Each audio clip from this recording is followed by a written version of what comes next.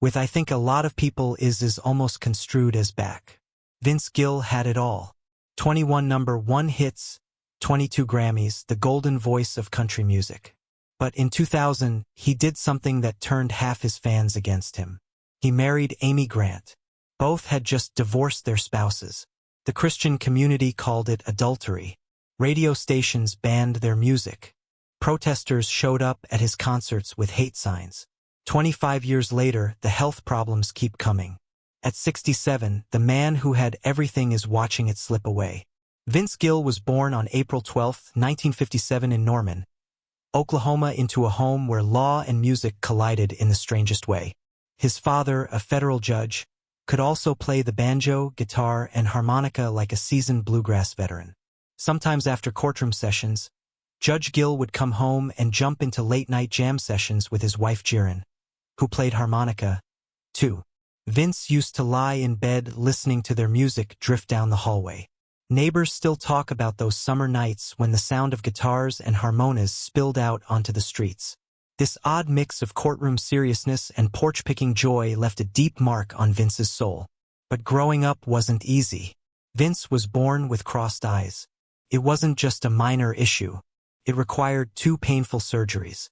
Even after that, his left eye still wandered when he was tired or upset. He later admitted that he started wearing glasses not just to see better, but to hide the eye that made him feel broken.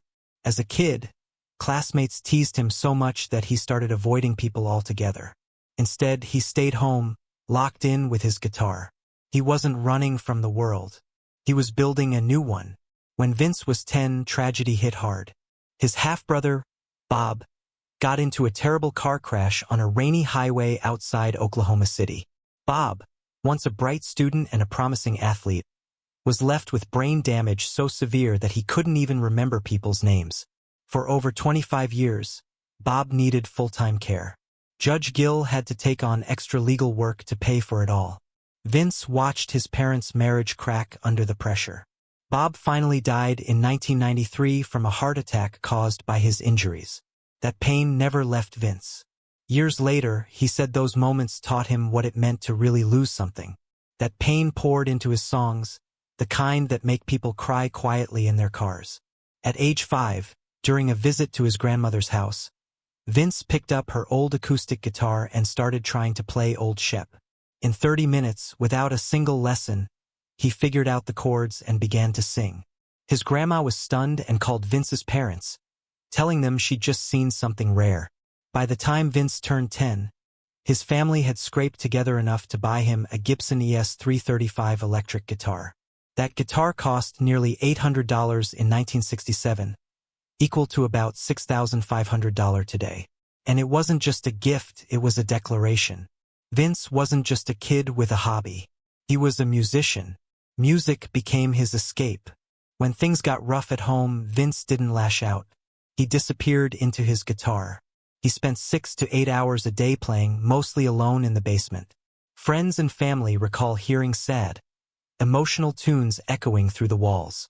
His music teacher later wrote that Vince had a deep aching sound in his playing, something far beyond his age. He didn't talk about pain. He turned it into melody. By high school, Vince had started a bluegrass band called Mountain Smoke. On March 4, 1976, something surreal happened. They opened for Kiss. Yes, Kiss, the makeup-wearing rock monsters. The show took place at the Oklahoma City Fairgrounds, and the crowd didn't know what to make of a bunch of kids playing bluegrass. They wanted fire and leather. Instead, they got fiddles and banjos. The crowd booed. They threw cups. Someone even threw shoes. Vince snapped. He flipped the crowd off, mooned them, and stormed off stage. It was raw, embarrassing, and unforgettable. After that chaos, the band fell apart. But Vince didn't give up. He moved to Kentucky and joined Bluegrass Alliance. By 1977, he was in a band called Boone Creek playing with a young Ricky Skaggs. The two of them lit up the bluegrass scene.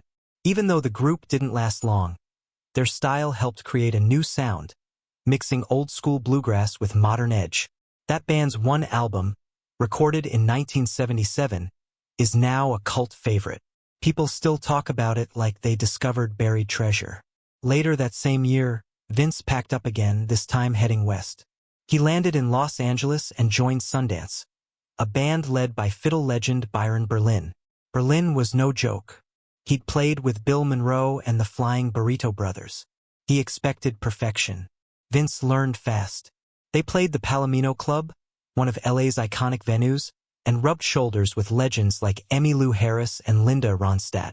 Less than a year after being booed off stage, Vince was now performing with Grammy-winning musicians. That kind of bounce back takes serious guts. In September 1978, Pure Prairie League was falling apart. Their lead singer, Larry Gosh Horn, had just left along with his brother to start a new band. The group, now made up of no original members, was desperate to survive. They began holding auditions, hoping to find someone who could keep the music alive. That's when a young bluegrass musician named Vince Gill re-entered their lives. 2 years earlier, in 1976, Gill had opened for Pure Prairie League with his band Mountain Smoke in Oklahoma City. They noticed him immediately. He was only 19, but his talent stood out. They offered him a spot back then, but he said no. Bluegrass was still his passion. Now, in 1978, he was in Los Angeles playing with Byron Berlin and Sundance. One night he jammed again with Pure Prairie League. Within hours they offered him the job. This time he said yes. Jeff Reeder, the band's sound man, remembered it clearly.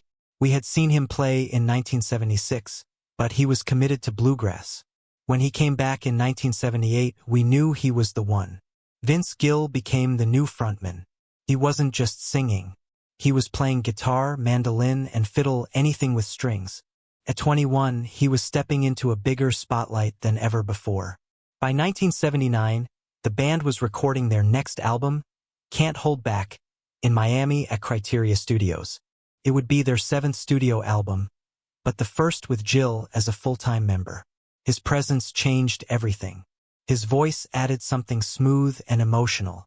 He also started writing songs, blending country warmth with pop melodies. The band's longtime member, Michael Riley, said it best. He was a breath of fresh air. The album didn't become a huge hit, but it gave the band new life. And for Vince, it was the beginning of something much bigger. Then came 1980.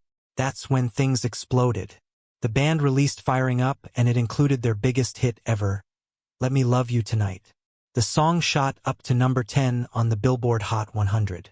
Gill sang lead, and his voice carried the entire track. They even brought in jazz legend David Sanborn to play saxophone. It was smooth, catchy, and fresh.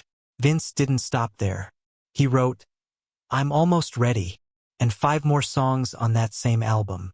She's All Mine, You're My True Love, Lifetime of Nighttime, I'll Be Damned, and Jan Lou. The sound had shifted.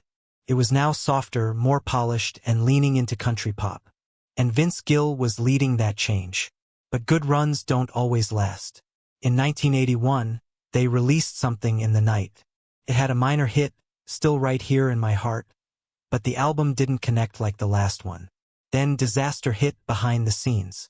Casablanca Records, their label, went bankrupt and was sold to Polygram. The new owners dropped most of the roster, including Pure Prairie League. Without a label and with disappointing sales, the band was stuck. Vince Gill and guitarist Jeff Wilson left in early 1982. Gill had already caught attention as a solo artist, and soon after he signed with RCA Records. Pure Prairie League brought in Gary Burr to replace him, but the magic was gone. The momentum was lost. Vince's time with the band was over, but his solo journey was just beginning. During this same period, something else happened that would shape his life forever. In California, while building his music career, Vince met Janice Oliver. She was part of the country duo Sweethearts of the Rodeo. They started out as friends in the music scene, but things quickly grew serious. In 1980, they got married. 2 years later, on May 5, 1982, their daughter Jennifer Jiren Gill was born. In 1982, Vince Gill thought he was on the verge of something big. His song, Let Me Love You Tonight, had gotten attention, and he felt sure his solo career was about to take off. So, when Rodney Crowell invited him to join his band, the Cherry Bombs, Gill said no. He wanted to make it on his own. But the music world can be cruel. As the year went on, his momentum faded. His songs didn't chart. Gigs dried up. Confidence turned to doubt. By the end of the year, Gill was struggling. So early in 1983, he called Crowell back and accepted the offer. Joining the Cherry Bombs turned out to be the smartest move he could have made. This wasn't just any backup band. It was a powerhouse group of musicians including Tony Brown and Emery Gordy Jr. names that would later shape the sound of country music. The band was on the road, constantly playing close to 200 shows a year. It was exhausting but educational. Gill sharpened his guitar skills, improved his stage presence, and made connections that would pay off for the rest of his life. He learned how to survive in the industry, not by chasing fame, but by playing the long game. That same year, Vince made a bold move. He packed up his life in Los Angeles and moved to Nashville with his wife, Janice, and their young daughter, Jennifer. It wasn't glamorous. Money was tight. They lived in a small rental house, and Vince took any job he could get. One of those jobs was playing guitar for Rosanne Cash, who was married to Crowell at the time. That tour in 1983 became his classroom. Cash's band was tight, polished, and demanding. Vince had to grow up fast on stage and at home. Balancing fatherhood with late-night rehearsals and uncertain paychecks wasn't easy. But those months in Nashville made him tougher, sharper, and more focused.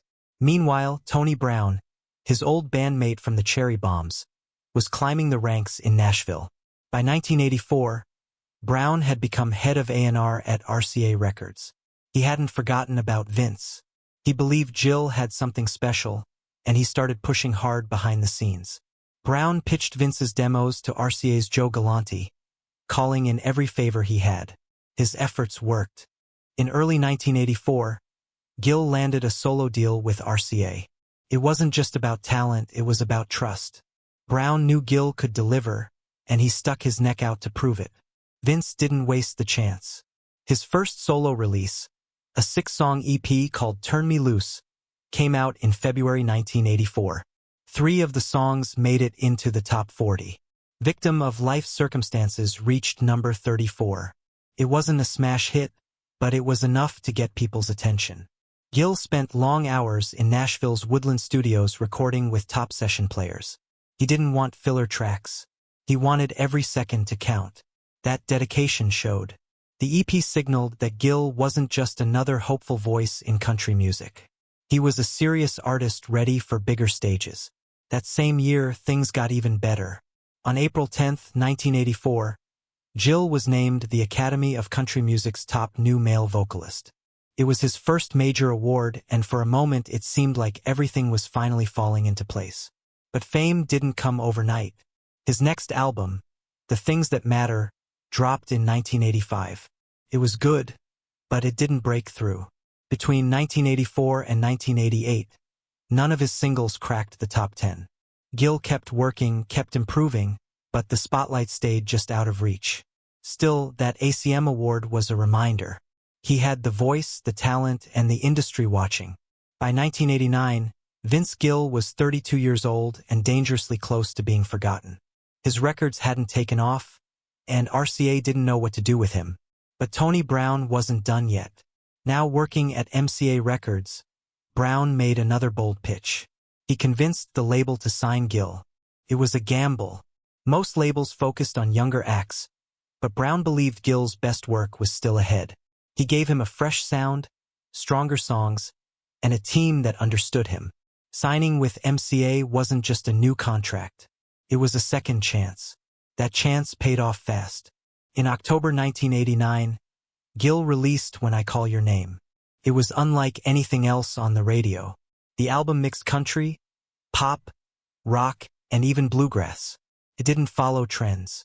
It made its own. Songs like Oklahoma Swing with Reba McEntire added a traditional feel. Others, like Never Knew Lonely, leaned into a softer, emotional sound. The title track, though, was the real standout. Gill's voice cut through like glass. Pure, aching, unforgettable. Critics loved the mix of styles. Fans couldn't stop playing it. And Nashville started paying attention again. When I Call Your Name didn't just earn airplay, it made history. The single climbed to number 2 on the Billboard Country chart. Suddenly, Vince Gill wasn't just a respected musician. He was a hitmaker. At the 1990 CMA Awards, the song won Single of the Year. 1 year later, it won Gill his first Grammy, Best Male Country Vocal Performance. The same song that almost didn't get released ended up changing his life. The emotion, the vocals, the production, it all came together at just the right time. Gill had arrived. In 1992, the album went platinum. Over 1 million copies sold. That kind of success was rare, especially for an artist over 30 who hadn't yet had a major hit. The platinum certification wasn't just a number. It was validation. Radio couldn't get enough of his music. Concert promoters lined up to book him. Suddenly, the guy who once couldn't get a gig had become one of the hottest acts in country music. That record didn't just save his career, it rewrote it. And even with all that fame, Gill didn't pull away from others. He became one of Nashville's top session players. Big stars wanted him in the studio not just for his guitar, but for his harmonies and feel. He worked with Reba again, adding vocals and guitar on her Sweet 16 album. He sang on Emmylou Harris's Bluebird. He helped shape Rosanne Cash's 1990 album Interiors. And in a surprising twist, Bonnie R.A. brought him in for her 1991 album, Luck of the Draw. Gill could shift from country to rock to blues without missing a beat. Between 1992 and 1994, Vince Gill was everywhere. Country radio, award shows, sold-out arenas. His voice was the soundtrack of the time. In just those 2 years, he delivered 4 straight #1 hits. First came I Still Believe in You in 1992. Then Don't Let Our Love Start Slipping Away and One More Last Chance in 1993. And finally Trying to Get Over You in 1994.